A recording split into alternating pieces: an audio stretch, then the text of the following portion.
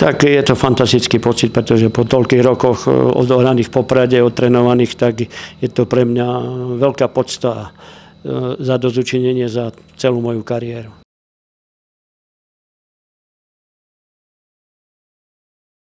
Tak v prvom rade úspech v dorastneneckom hokeji, keď sme boli majstri Československa, a potom 2 kvalifikácie, ktoré sme dohrali o postup do najvyššej súťaže v Poprade.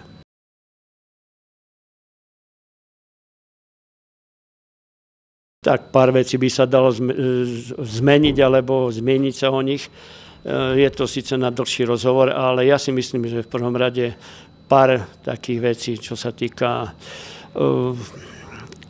výkonu po zranení, výkony, ktoré mi klesli po zraneniach, výkony, ktoré mi klesli po nepríjemnej príležitosti v roku 1982 pri problémoch s Dariusom Rusnákom, ktoré mi odkrojili veľa psychických síl aj fyzických. Takže to sú také momenty, ktoré by sa dali zmeniť. A samozrejme niekedy aj oveľa lepší a disciplinovanejší prístup ku hre, ku tréningu. Tak asi toto by som zmenil.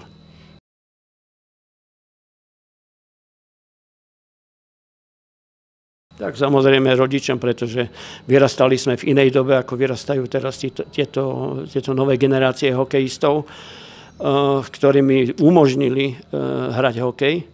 A myslím si, že prvý tréner, ktorý ma trénoval, bol pán tréner Ivan, ktorý samozrejme dal nám základy, vnutil nás maximálne pristupovať ku všetkým týmto činnostiam, čo sa týka hokeja, a v prvom rade jemu.